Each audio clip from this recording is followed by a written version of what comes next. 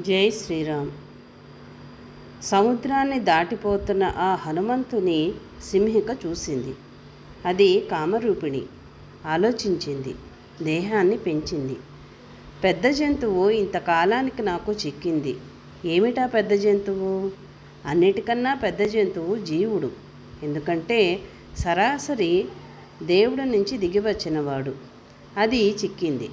అన్నిటికంటే పెద్ద జంతువు అంటే అన్నిటికన్నా శ్రేష్టమైన జంతువు అని అర్థము. ఆ విధంగా ఇది దొరికింది, దీన్ని పట్టాలి అని మనస్సులో అనుకుని హనుమంతుని నీడను పట్టుకుంది. మన నీడ మన స్వభావంలో ప్రతిబింబిస్తుంది. మన స్వభావము అశుభవాసనలు లేనిదైతే అదేమీ చేయదు. కానీ నీ స్వభావంలో ఎక్కడైనా ధర్మవిరుద్ధమైన ఆకర్షణలకి లోబడే తత్వం ఉన్నట్లయితే చాలు నిన్ను కిందకి లాగేయడానికి. లాగేసి ఎక్కడో పెడుతుంది. మూలాధారంలో తలకిందులుగా పెట్టేస్తుంది. అలా పడి ఉండరా అంటుంది. అది హింసిక చేసే పని. దాన్నే ప్రపంచంలో మాయ అని అనవచ్చు. మాయ యొక్క ఒక రూపం అనవచ్చు. ఆ విధంగా జీవుడిని అలా తొక్కిపట్టి భూమి మీద ఉంచుతుంది. కనుక ఆమె రాక్షసి అయ్యింది. అలా అనుకుని ఆయన నీడ పట్టుకుంది. ఆ సింహిక తన నీడను పట్టుకోగానే సముద్రంలో ఎదురుగాలికి తల్లడిల్లే ఓడవలే వేగము కుంటుపడి తను హఠాత్తుగా పట్టుబడినట్లు భావించినాడు. ఏదో పట్టిందని తెలిసింది. పైకి కిందకి పక్కలకి చూచినాడు.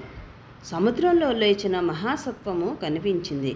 సత్వము అంటే ఇక్కడ జీవమని. వికృతాసనముతో అది మహాద్భుతముగా తోచింది. ఎంత బ్రహ్మాండంగా ఉన్నది అనుకున్నాడట.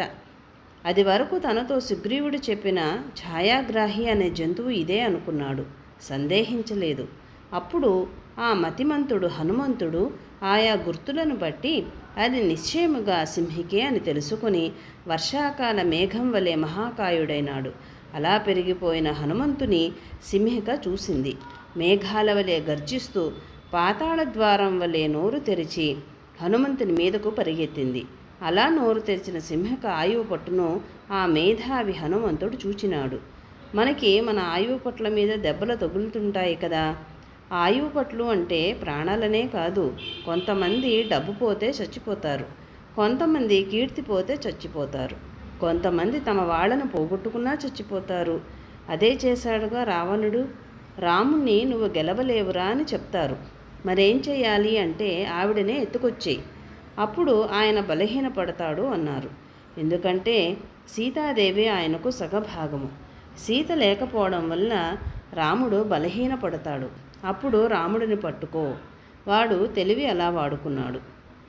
ప్రతివాడికి అలా ఒక ఆయువు పట్టు ఉంటుంది. అక్కడ కొడితే వాడు పడిపోతాడు. అలా ఆ ఆయువు పట్టును చూశాడు హనుమంతుడు. అంతటా ఆ మహాబలవంతుడు, ఆ వజ్రసమాన దేహుడు తన దేహాన్ని కురచ చేసి ఆ సింహక తెరిచిన నోటన పడిపోయినాడు. అలా దాని నోటన పడుతున్న హనుమంతుడు పర్వకాలాన రాహువు నోట్లోనికి పోయే పూర్ణచంద్రుని వలె కనిపించినాడు. పూర్ణచంద్రుడికి గ్రహణం పట్టినా మళ్ళీ వచ్చేస్తాడుగా.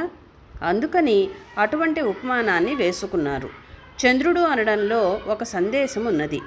సూర్యుడి కిరణాలు మనకి చంద్రుడి ద్వారా అందుతాయి. సూర్యుని కిరణాలు మనం భరించలేము. అదే సూర్యుడు చంద్రుడి ద్వారా వస్తే ఏ చైత్ర పౌర్ణిమకనో వైశాఖ పూర్ణిమకనో వస్తే బాగుంటుంది కదా. జై శ్రీరామ్.